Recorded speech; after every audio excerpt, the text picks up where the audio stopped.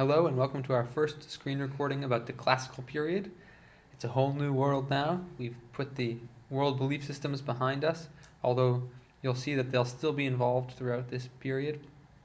And we're going to start this study of the classical period with the networks of exchange. They're a really important part of what it means to be the classical period, and really understanding the networks of exchange is essential to understanding world history. So let me talk a little bit first about what exactly networks of exchange are. And you may have heard before the term trade routes, and that's really what we're talking about when we're talking about networks of exchange. The places in the world, the routes that people travel in order to trade. But the interesting thing, the reason we don't use the word trade routes, we use networks of exchange instead, is that money is not the only thing that's being exchanged along these routes. One of the big things that we see exchanged is religion. So you have the Buddha over here, definitely gets exchanged regularly. But other not so nice things like disease also travel along these trade routes. So we say network of exchange to include all of those other things that are being exchanged in addition to just the money and the trade goods.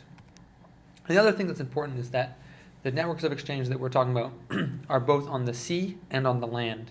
So on the sea you have travel by boat. This is a dhow, which is a kind of ship that was used in the Indian Ocean. And these are obviously a camel caravan. And those were used all the way from parts of the Silk Road in China to the Trans-Sahara trade routes in Africa. And why does this matter to the classical period? That's an important question. Why are we talking about this at this time?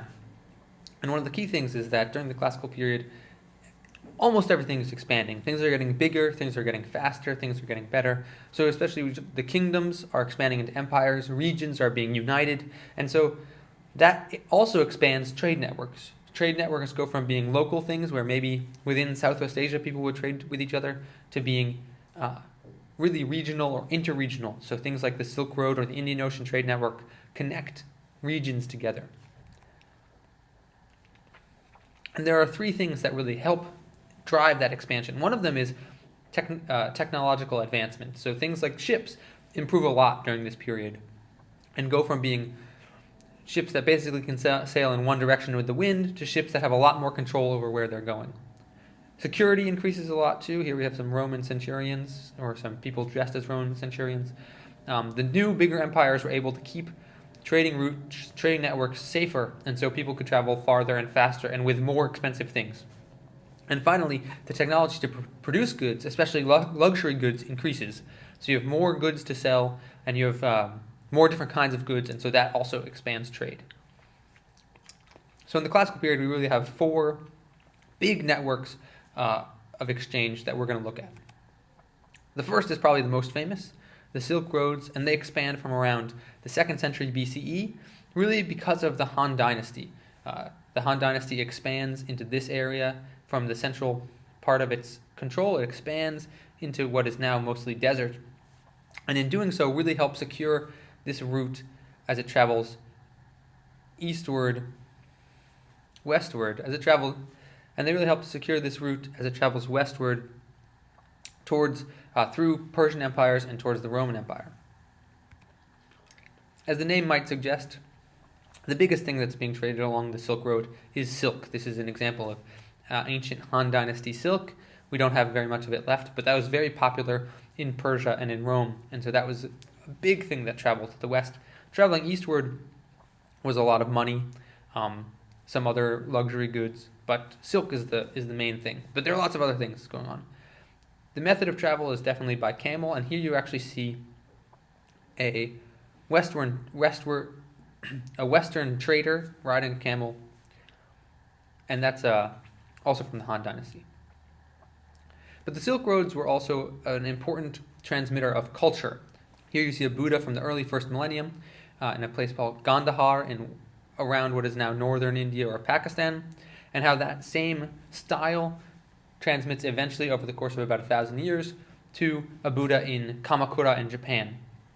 So you have similarities there. On the bottom, it's not just limited to Buddhism. Here, this is a wind god, and these are similarities from, I think this is a Greco-Roman wind god, an Indian wind god, and then this is also in Japan. So traveling the whole length of the Silk Road, you have really big influences in culture and in art.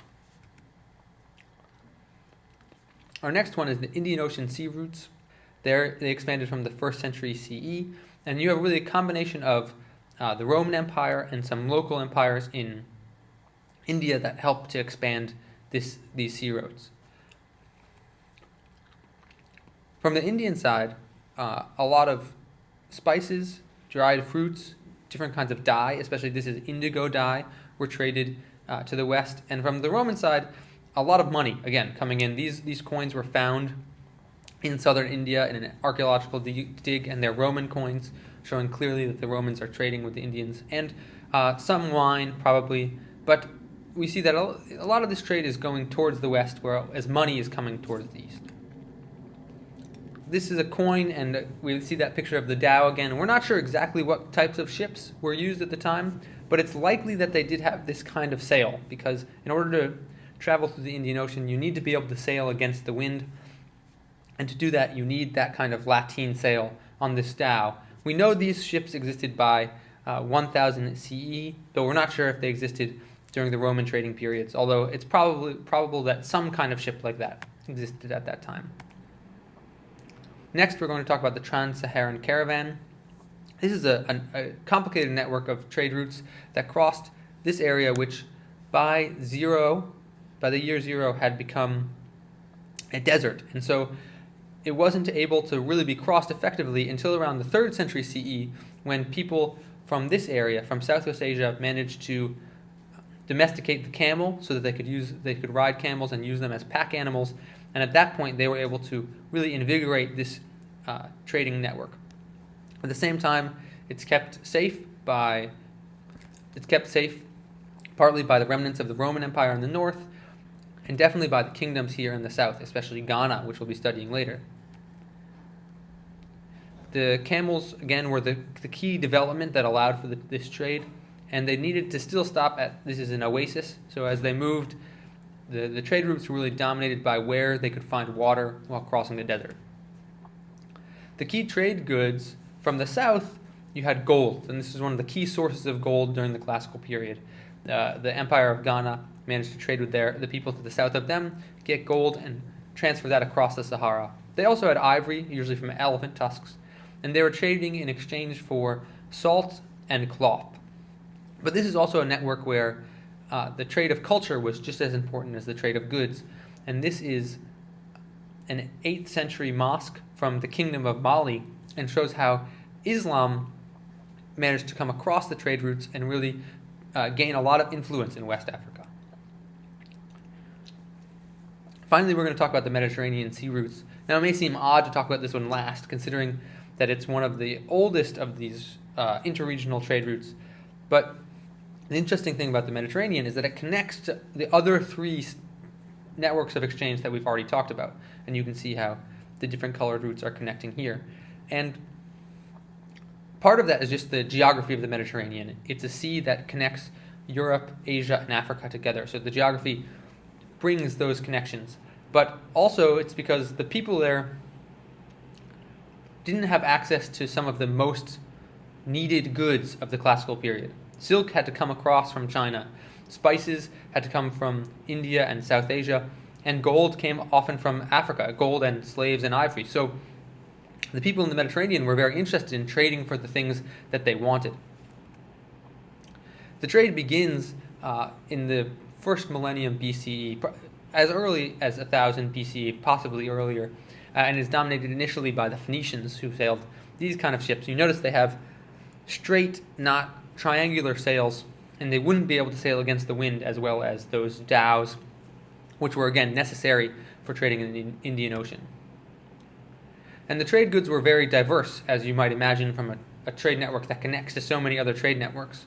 Things like olive oil, manufactured goods like glass, spices and dyes were very popular, very important, and grains. And the Mediterranean was really a diverse and active trade network during this time. So that's a basic overview of those 4 networks which were important during the classical period. Hopefully that helps you with your notes, and please prepare questions and you can ask me in class in lesson 4.